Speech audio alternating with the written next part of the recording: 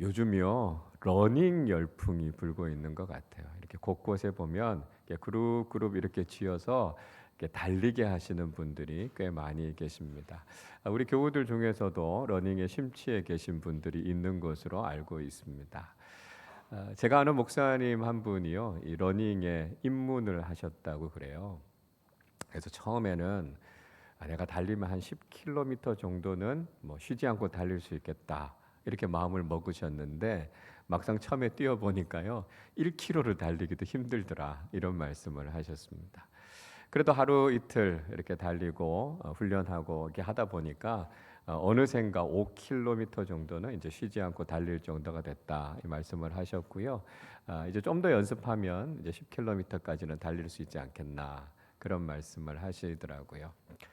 한 예능 프로그램에서 웹툰 작가 한 사람이 마라톤 풀 코스 42.195km에 도전하는 영상이 있다고 그래서 제가 한번 본 적이 있습니다.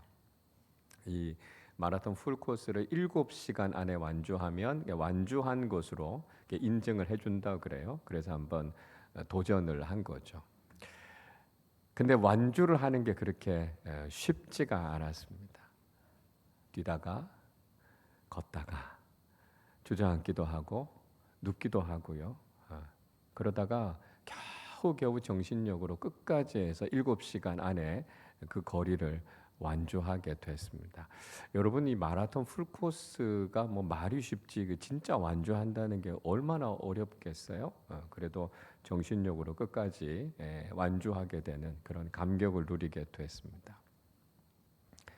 근데 그보다 더한 분이 있더라고요. 여러분 잘 아시는 크리스찬 연예인 가수 중에 션이라고 하는 가수가 있잖아요. 매년 8월 15일이 되면 독립투사분들께 감사의 편지를 쓰는 마음으로 81.5km를 달린다는 거예요. 마라톤 풀코스의 거의 2배가 되는 길입니다. 근데 올해도 8시간이 조금 안 되게 해서 그 81.5km를 완주를 했다는 거예요. 올해까지 벌써 6번째 완주를 했다고 합니다. 와, 참 대단한 끈기고 대단한 노력이다 그런 생각이 듭니다. 여러분은 어떠세요? 여러분 지금 달리시면 한 몇 킬로미터 정도 쉬지 않고 달리실 수 있으시겠습니까? 우리 인생도 달리기 같다 그런 생각을 참 많이 해요. 우리 인생에도 뭔가 목표를 정해놓고 그 목표에 도달하기 위해서 우리가 굉장히 애쓰고 노력하지 않습니까?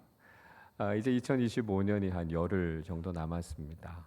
올해 시작하시면서 올해는 좀 여기까지 좀 도달하면 좋겠다. 여러분 나름대로의 계획이나 목표들을 세우셨죠. 어떠세요? 그 목표 잘 달성하셨습니까? 아직 달성하지 못하셨다면 그래도 좀 달성할 가능성이 좀 보이시나요? 많은 사람들은 사실 목표를 세워놓고 있지만 번번이 목표를 달성하지 못하고 실패하는 일들을 경험하게 됩니다. 우리가 삶에서도요 어떤 목적을 가지고 꾸준하게 이렇게 적금을 붓는 분들도 있죠. 또 갑자기 무슨 일들이 닥칠 수 있으니까 우리가 보험을 들기도 합니다.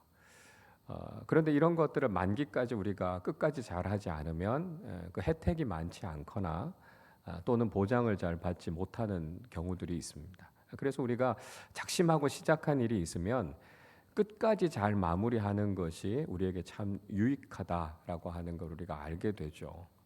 때로는 우리가 너무 짧은 기간 하게 되면 우리가 넣었던 원금도 찾지 못하는 그런 일들도 있습니다. 노후를 위해서 연금을 붓고 준비하시는 분들도 만기까지 꾸준하게 잘 납입해야 그 연령 이후에 우리가 노후에 필요한 자금들을 얻고 좀 안정된 생활들을 하게 되지 않습니까? 그래서 우리가 처음 시작한 것들을 목표할 때까지 끝내는 것 이거 참 중요하다는 것을 우리 경험하면서 살아가게 됩니다. 자, 여러분 이런 원리는요 우리 신앙생활에도 그대로 적용이 됩니다. 아니 사실 우리 신앙생활에서는 이게 훨씬 더 중요하고 훨씬 더 심각해진다라고 하는 것을 우리가 알아야 된다는 것이죠. 우리가 성경을 읽어보면요 신앙의 종착역에 도착하지 못한 사람들의 이야기가 종종 성경에서 등장하는 걸 보게 됩니다. 오늘 본문 뒤에 있는 10절의 말씀에 보면 데마라고 하는 사람을 소개하고 있어요. 이 데마라고 하는 사람은 바울의 동역자로 사명자의 길을 걸어가다가 세상과 타협해서 그 길을 떠나버렸다, 이렇게 이야기를 하고 있습니다. 빌레몬서 1장 24절을 읽어보면요, 이 데마라고 하는 사람은 마가, 누가, 또 아리스다고 같은 사람들과 함께 바울의 굉장히 신실한 동역자로 언급됐던 사람이었습니다. 근데 이 사람이 세상의 가치에 마음을 빼앗겨 버리고 말죠. 그래서 사명자의 길을 이탈했을 뿐만 아니라 결국은 신앙까지도 버리게 됐다라고 하는 것을 바울이 아주 안타깝게 이야기를 하고 있습니다. 또 신앙의 길을 끝까지 걷지 못했던 한 사람의 예가 니골라라고 하는 사람입니다. 이 사람은 예루살렘 교회 7 집사 가운데 한 사람이었습니다. 원래는 시리아 안디옥 출신의 헬라 사람이었어요. 그런데 그가 복음을 듣고 난 이후에 예수 그리스도를 믿고 회심하게 됐고요, 예루살렘 교회의 처음 일꾼으로 세워진 아주 귀한 사람이었습니다. 근데 문제는 이 사람이 나중에 영지주의라고 하는 이단에 빠져서 결국은 교회를 굉장히 힘들게 하는 사람이 됐습니다. 요한계시록 2장 6절에 보니까 이런 말씀이 나와요. 오직 내게 이것이 있으니 내가 니골라 당의 행위를 미워하는도다. 나도 이것을 미워하노라 말씀합니다. 자, 사도 요한이 에베소 교회에 편지를 보내면서 이 에베소 교회가 니골라당이라고 하는 이단들과 싸워서 믿음을 잘 지켰다라고 하는 것을 칭찬하고 있습니다. 또 요한계시록 2장 15절에 보면 버가모 교회가요, 그 교인들 중에 이 니골라당의 가르침을 따르는 사람들이 있었다라고 책망하고 있습니다. 그러니까 여기에 나오는 이 니골라당이 이 니골라라고 하는 사람이 결국은 타락해서 만들었던 이단이었습니다. 초대교회 역사가였던 유세비우스의 기록에 따르면 이 니골라당이 초기에 교회를 굉장히 힘들게 하다가 2세기 말쯤에 사라졌다, 이렇게 기록하고 있습니다. 그러니까 시작은 잘했지만 결국 나중에는 잘못된 길을 걸었던 예로 언급이 되고 있는 것이죠. 무엇보다도 신앙의 길을 끝까지 완주하지 못하고 실패한 대표적인 인물, 우리가 잘 아는 예수님의 제자인 가룟 유다를 들 수 있습니다. 예수님의 제자로 부름받아서 제자의 길을 시작했지만 결국은 스승을 배신하고 그 죄책감 때문에 자살로 생을 마감하지 않았습니까? 이렇게 신앙의 길을 끝까지 걸어가지 못한 사람들에 대해서 성경은 여러 사람의 예를 들고 있습니다. 우리가요, 이 믿음의 길, 이 신앙의 길을 완주한다라고 하는 것은 사실 쉽지 않습니다. 중간에 포기하는 사람들도 있고요, 중간에서 이탈해 버리는 사람들도 있다는 것이죠. 제가 가끔 예를 듭니다만 미국의 플로신학교에서 리더십을 가르쳤던 로버트 클린턴 박사가 영적인 리더십에 있어서 참 중요한 것, 잘 마무리하기, finishing well이라고 하는 것이 참 중요하다라고 하는 것을 강조하고 있습니다. 그러니까 수천 명이나 되는 크리스천 리더들에 대해서 쭉 연구를 해보니까요, 그 사람들 중에 끝까지 믿음을 잘 지키면서 그렇게 충성된 삶을 살았던 사람들은 3분의 1에 불과하더라는 거예요. 믿음의 길을 걸어가다가 중간에 이탈하게 된 사람들이 다수인 3분의 2이더라는 것이죠. 그러니까 우리도 다시 한번 마음을 다잡아야 됩니다. 우리가 끝까지 믿음을 잘 지키는 것이 얼마나 중요한가라고 하는 걸 우리가 깨달아야 된다는 것이죠. 여러분 어떠세요? 우리가 정말 이 믿음의 길을 잘 완주할 수 있겠습니까? 이 믿음의 길을 잘 완주하기 위해서 우리는 어떤 교훈을 마음에 새기면서 살아야 되겠습니까? 오늘 사도 바울은 이 디모데후서 4장의 말씀을 통해서 유언과 같은 말씀을 지금 디모데에게 전해주고 있습니다.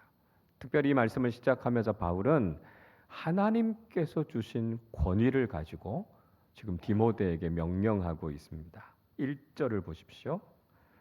하나님 앞과 살아있는 자와 죽은 자를 심판하실 그리스도 예수 앞에서 그가 나타나실 것과 그의 나라를 두고 엄히 명하노니 말씀합니다.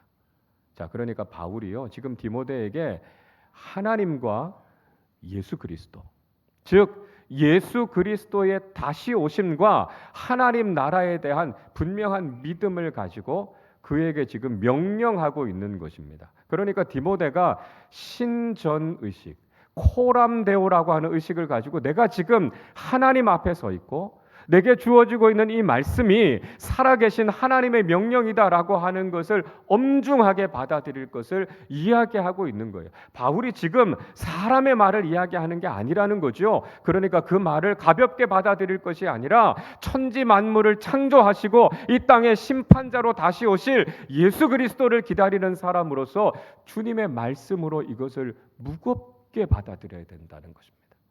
절대적인 명령이고요, 반드시 순종해야 한다는 것이죠. 자, 바울이 이런 마음을 가지고 지금 디모데에게 명령하고 있는 내용이 무엇이었습니까? 2절 말씀을 우리 같이 읽겠습니다. 너는 말씀을 전파하라. 때를 얻든지 못 얻든지 항상 힘쓰라. 범사에 오래 참음과 가르침으로 경책하며 경계하며 권하라. 바울은 디모데에게 말씀을 전파하라 하는 이야기를 합니다. 예수 그리스도의 복음을 설교하고요, 복음의 가치를 많은 사람들에게 전하는 삶을 살라 이야기하고 있습니다. 모든 그리스도인들이 하나님의 명령으로 받고 반드시 지켜야 될 일이 무엇입니까? 때를 얻든지 못 얻든지 우리를 통해서 예수 그리스도의 복음이 전해져야 한다는 것입니다. 우리 모두가 하나님의 이 명령 앞에 서 있고요, 하나님께서 우리에게 맡겨주신 사명임을 깨닫고 이 사명에 충성되게 순종해야 된다는 것입니다.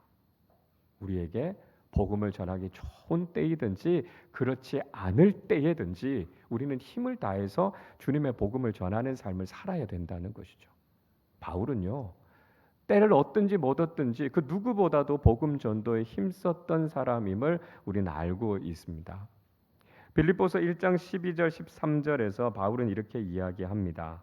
형제들아, 내가 당한 일이 도리어 복음 전파의 진전이 된 줄을 너희가 알기를 원하노라. 이러므로 나의 매임이 그리스도 안에서 모든 시위대 안과 그 밖의 모든 사람에게 나타났으니 말씀합니다. 바울이 빌립보 교회에 편지를 쓰면서 자신이 지금 로마의 감옥에 갇혀 있다는 사실을 언급하고 있습니다. 우리는 흔히 영어의 몸이 되면 우리가 무슨 일을 할 수 있겠나 이런 생각을 하게 되죠. 그 좁은 감옥에 갇혀서 꼼짝할 수도 없고 자유도 없는데 우리가 할 수 있는 일이 없다 이렇게 생각할 수 있습니다. 그런데 바울은 그 감옥 속에 갇혀 있었지만 자신의 매임이 오히려 복음을 전하는 데 있어서 진전이 있었다라고 하는 것을 이야기하고 있는 것이죠.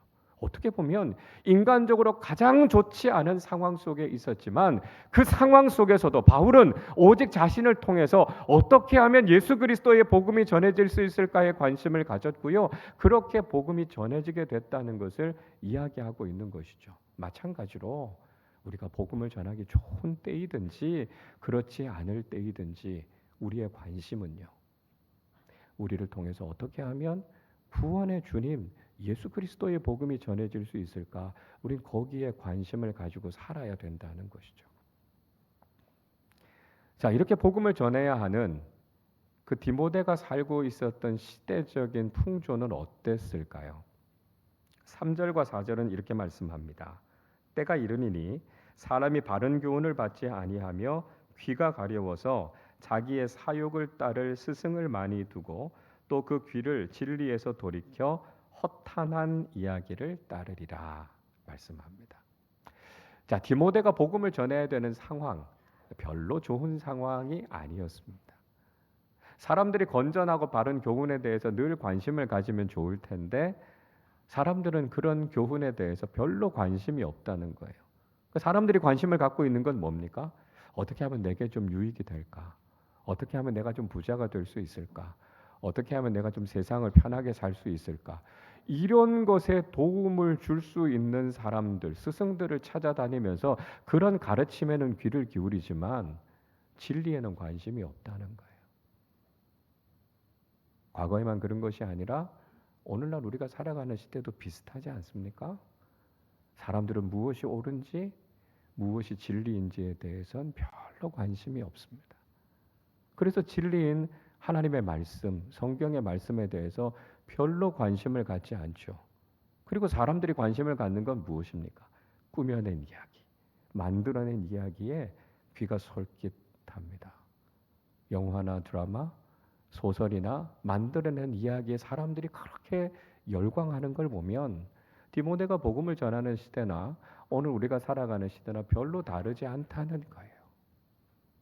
자, 우리가 이런 시대를 살아가고 있기 때문에 우리가 복음을 전하면서 산다라고 하는 것, 복음에 합당한 삶을 산다라고 하는 것이 그렇게 쉽지 않다는 것을 경험하게 된다는 것입니다. 오늘 5절 말씀을 우리 같이 읽어보겠습니다. 그러나 너는 모든 일에 신중하여 고난을 받으며 전도자의 일을 하며 내 직무를 다하라. 세상 사람들이 진리에 다 관심이 없다 할지라도요, 우리가 믿음을 따라 살아가고 복음에 합당한 삶을 살아가는 데 있어서 세상이 환영해 주지 않고 응원해 주지 않는다 할지라도요, 세상 사람들처럼 그렇게 살아갈 것이 아니라 정신 바짝 차리고 살라는 거예요. 세상에 편승하지 말고 세상과 구별되는 삶을 살면서 우리가 그리스도인으로서 해야 될 일이 무엇인가라고 하는 것을 바르게 알아야 된다는 것이죠. 그래서 주님께서 우리에게 명령하신 이 귀한 사명, 복음 전하고 전도자로서의 직무를 잘 감당하는 것, 이 일에 충성을 다할 것을 다시 한번 부탁하고 있는 것입니다. 2주 전에 우리 교회 교우 중에 한 분이 전도 폭발 훈련을 수료하시게 돼서 수료식에 잠깐 참석한 적이 있습니다. 그래서 훈련을 어떻게 받아오셨는지 간증도 하시고요. 전도 현장에서 전도하셨던 이야기들도 간증을 통해서 들려주셨습니다. 수료하신 분들 중에는 목회자들도 계셨고요. 또 평신도들도 계셨어요. 연세가 지긋하신 권사님도 계셨고 20대 초반의 자매도 있더라고요. 그리고 이제 막 결혼해서 신혼인 자매도 같이 참여했습니다. 근데 거기서 전도 훈련을 받으시는 분들이 전도할 만큼 여건이 좋고 시간적인 여유가 있어서 전도 훈련을 받는 분들이 아니셨어요. 그 자매 가운데 한 분은 최근에 유산하시고 상실감 속에서도 전도 훈련 받고 계셨고요. 또 한 권사님 한 분은 아이가 고3이어서 그 어느 때보다도 뒷바라지가 많이 필요한 상황인데도 불구하고 결단하고 전도 훈련을 받게 되셨다. 그런 말씀하셨어요. 참 쉽지 않은 상황 속에서도 주님 뜻대로 살기 위해서 그렇게 헌신하고 결단하고 그렇게 나아가니까 하나님께서 새 생명 임신하게 하시는 은혜도 주셨다. 그렇게 간증도 하셨고요. 아이가 수험생활 잘 마칠 수 있었다고 그렇게 감사한 간증도 하셨습니다. 그리고 복음을 전하러 나가서 사람들에게 전도하는데 사람들이 그렇게 달갑게 환영하지 않잖아요.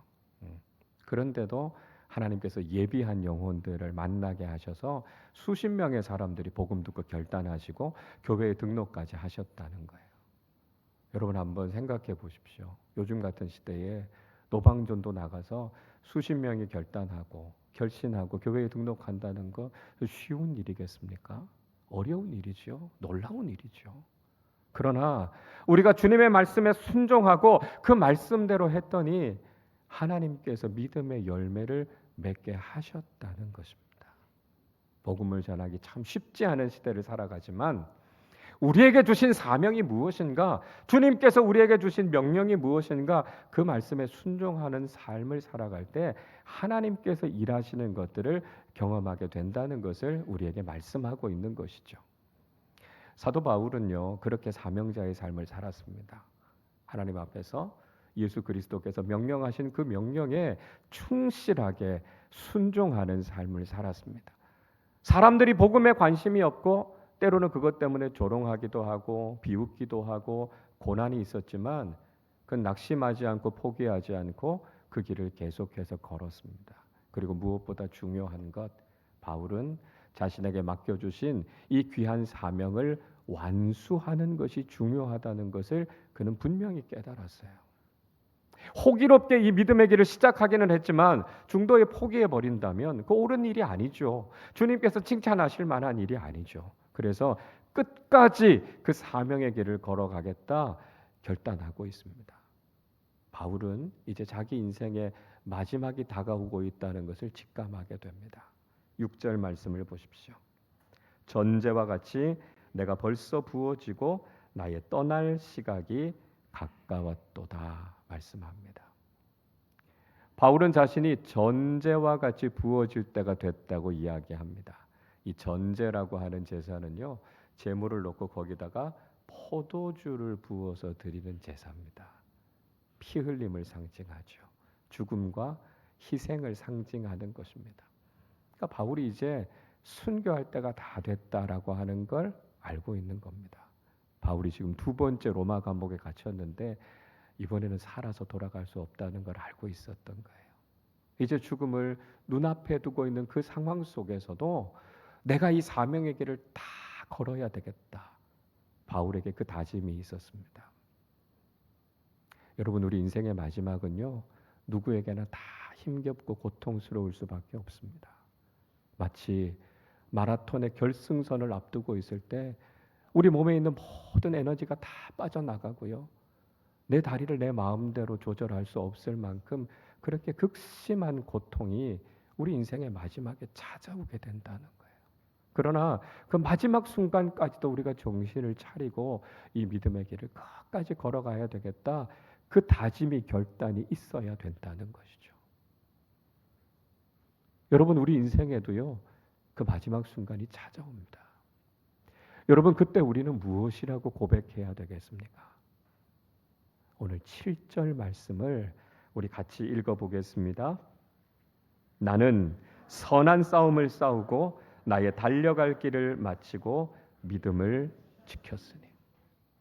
바울이 인생의 마지막에 무슨 이야기를 하고 있습니까? 주님, 제게 주어주셨던 이 믿음의 싸움 제가 회피하지 않고 믿음으로 담대하게 싸웠습니다. 제가 달려가야 할 이 길 끝까지 잘 완주했습니다. 그리고 마지막까지 이 믿음 지켰습니다. 바울이 그 고백하고 있는 겁니다.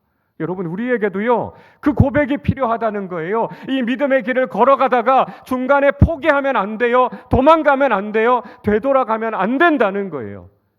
우리에게 믿음의 싸움이 있어도 묵묵하게 그 믿음 지키기 위해서 싸워야 되고요. 우리의 믿음 끝까지 지키면서 우리에게 주어져 있는 이 믿음의 길을 끝까지 걸어야 된다는 것입니다. 우리가 믿음의 이 길을 완주해야만 우리는 하나님 앞에 설 수 있다라고 하는 것을 알아야 된다는 것이죠. 자, 이렇게 믿음을 지키고 끝까지 그 길을 걸었을 때 믿음의 완주를 한 사람들에게 주어지는 결과가 무엇입니까? 8절 말씀 우리 같이 읽겠습니다.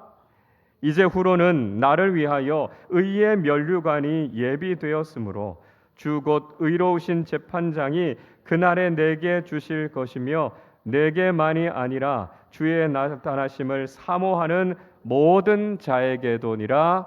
아멘. 바울이 중요한 이야기를 하고 있습니다. 이제 후로는 이렇게 말씀합니다. 이제 후로는 이라고 하는 말씀은요, 죽음 너머에 내세의 세상이 있다는 것입니다. 우리 인생은 절대로 육신의 죽음으로 끝나는 것이 아니고요, 영원한 하나님 나라가 있다는 거죠. 우리가 이 땅을 복음에 합당한 삶으로 살아가고 복음 전하는 삶을 살아갈 때 사람들이 우리를 비웃기도 할 겁니다. 조롱하기도 할 거예요. 고난을 당하기도 할 거예요. 그렇게 우리가 전도자의 직무를 다 마치고 났을 때 그게 끝이 아니라는 거예요. 그 이후가 있다는 거예요. 이제 후로는 이라고 하는 말씀은 우리에게 하나님 나라에 대한 소망이 있다는 거예요. 그래서 영원한 하나님 나라를 바라보는 사람들은 이 땅을 살아가는 동안 내게 주어져 있는 사명이 무엇인가라고 하는 것을 깨닫고 그 사명에 충성하는 삶을 살게 된다는 것이죠. 여러분, 그 이후가 없다면요, 우리는 그렇게 살 이유가 없습니다. 우리가 믿음을 지키면서 사명을 다하면서 살 필요가 없는 거예요. 그저 세상 사람들처럼 어떻게 하면 이 세상을 더 즐길 수 있을까? 어떻게 하면 이 세상을 더 편하게 살 수 있을까? 우리는 그렇게 살아갈 겁니다. 그러나 우리는 그 이후가 있다는 것을 알고요. 영원한 하나님 나라의 소망이 있기 때문에 세상과는 다르게 살아가는 것이죠. 그 하나님 나라를 믿음의 눈으로 바라보는 사람들은 오늘 우리가 발딛고 살아가는 이 땅에서 믿음의 삶을 살고 사명을 다하는 삶을 살아야 된다라고 하는 것을 분명히 알게 되는 것이죠. 그렇게 우리가 하나님 나라의 소망을 가지고 우리에게 맡겨주신 사명을 다하게 될 때 우리 주님께서 우리에게 의의 면류관을 주실 것이라고 말씀합니다. 우리가 충성된 삶을 살아왔던 것을 하나님께서 기억하시면서 우리에게 영광스러운 상급을 주신다는 것이죠. 썩어 없어질 이 세상의 것이 아니라 영원한 하나님 나라의 상급을 주신다는 것입니다. 여러분, 우리가 세상의 가치를 얻어도 우리의 마음이 기쁜데 영원히 사라지지 않는 하나님 나라의 가치를 얻게 된다는 것이 우리에게 얼마나 큰 기쁨이겠습니까? 우리가 그것을 분명히 알기 때문에 우리가 그저 세상의 가치만을 뒤쫓아가는 것이 아니라 하나님께서 우리에게 주실 영원한 영광을 바라보는 것이죠. 바울은 그것이 자신에게만 주어지는 것이 아니라 그 믿음을 가지고 살아가는 모든 믿는 자들에게 약속된 영광이라고 말씀합니다. 바울만 그 영광을 누리는 것이 아니고요. 우리도 그 영광을 누리게 될 겁니다. 하나님 나라에서 의의 면류관을 쓰고 하나님께서 칭찬하시는 그 영광스러운 구원의 축복, 하나님 나라의 영광을 누리게 된다는 것이죠. 최종적인 판단자가 되시는 하나님께서 우리의 인생을 바라보시면서 잘했다고요, 수고 많았다고요 칭찬해 주시고 그 품에 안아주시고 영광스러운 면류관을 씌워주실 그날을 바라보면서 우리는 오늘도 사명자의 길을 걸어가야 한다는 것입니다. 여러분, 우리 모두는 믿음의 완주를 이루는 사람들이 되어야 하겠습니다. 이 길 걸어가는 것 세상 사람들이 그렇게 응원하지 않을 겁니다. 사람들은 왜 그렇게 살아가느냐고 우리를 조롱하고 비웃기도 할 겁니다. 복음에 합당하게 살아가는 삶 속에서 때론 우리가 어려움과 고난도 만나게 될 겁니다. 그러나 마지막 때에 우리 주님께서 우리에게 씌워주실 의의 면류관, 생명의 면류관을 바라보면서 우리는 묵묵하게 이 길을 걸어가야 하는 것이죠. 스포츠 선수들이요, 마지막 때에 시상식에 서서 메달을 받게 되는 그 영광스러운 때를 바라보면서 오늘을 인내하면서 훈련하는 것처럼 우리도 마지막에 있게 될 그 영광을 바라보면서 믿음의 길을 걸어가는 사람들이 되실 수 있기를 바랍니다. 오늘 우리 교회는 은퇴식을 하게 됩니다. 교회 헌법이 정한 만 70세까지 주님께서 우리에게 맡겨주신 귀한 사명 잘 감당하면서 교회를 위해서, 주님을 위해서 애써주신 귀한 분들 은퇴하십니다. 참 수고 많으셨고요. 여러분의 노고에 격려와 감사의 마음을 드립니다. 주님께서 맡겨주신 일들 잘 감당하는 것 칭찬받아 마땅하죠. 이제 주님께서 맡겨주신 직은 내려놓겠지만 믿음의 길은 계속될 겁니다. 주님 앞에서는 그날까지, 사도 바울이 존재와 같이 부어지는 그때까지 주님 믿음 잘 지켰습니다. 그 고백하며 주님 앞에 서실 그날을 생각하면서 믿음의 길을 끝까지 걸어가시기를 바랍니다. 이 자리에 있는 우리 모두도 주님께서 우리에게 맡겨주신 귀한 믿음의 길을 완주하고 하나님 나라의 영광스러운 상급을 누리는 믿음의 사람들 다 되시기를 주님의 이름으로 축원합니다.